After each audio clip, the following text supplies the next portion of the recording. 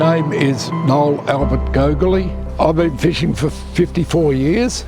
My father started fishing in 1932 and taught me how to fish when I come into the fishing industry in 1971. Now I've got our eldest son, Daniel. He's been with us 30 years. And our youngest son, Phil, he's been with us for 2 years now. When we were first fishing, if we seen 3 or 4 whales in a year, that was quite common. It wasn't really until the late 80s they really started to become predominantly everywhere. Their fin on the side of their body would hook the rope and go to the nearest weight or a float, and 90% of the time it'd chop it off.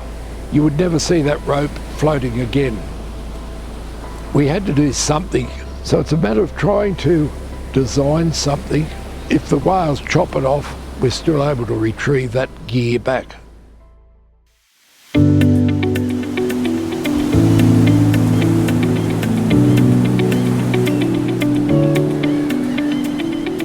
A Galvanic Time Release, the ones that we're using, they call them N6s. So the idea of this is that we sink our ropes so that the ropes aren't floating on the surface. It stops ships from cutting them off, whales from getting tangled in them. This sits about 30 or 40 metres above the ocean floor. We put 2 floats inside this bag. We make sure that we coil the rope neatly so that when it comes out of the bag, it doesn't tangle itself. So those 2 floats go in there.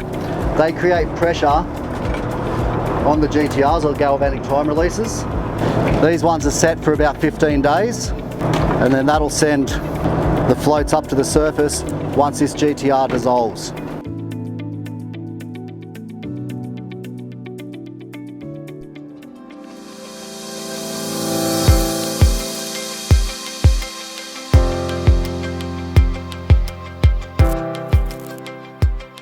Well, virtually we go a whole season and might only lose 1 or 2 traps. Things have changed a little tiny bit with the whales.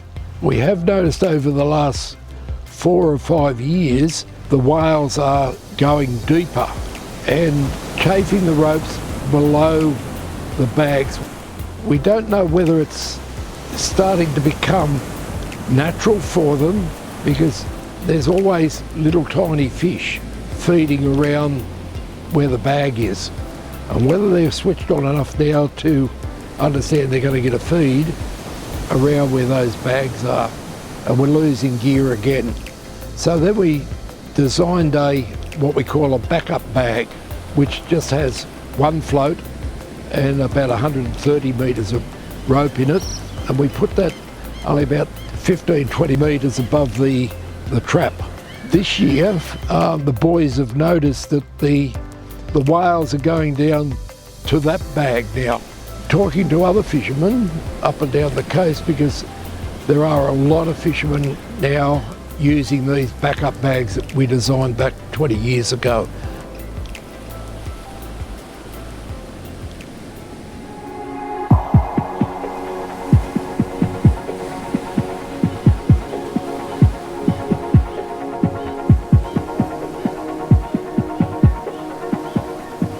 We've got to keep changing, because if you just put your head in the sand and say, well, it's going to go away, it's not going to go away. Yeah, they were talking 40,000 whales went up the coast this year. What it's going to be like in 4 or 5 years.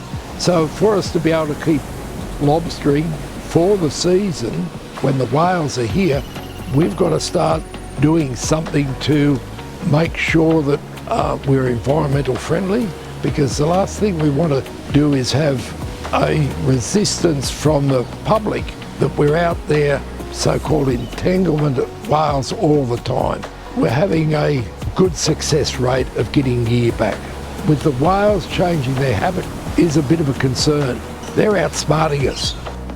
The Galvanic Time Release, they've been a lifesaver for the industry, and hopefully that we're going to be able to keep up with the smart whales.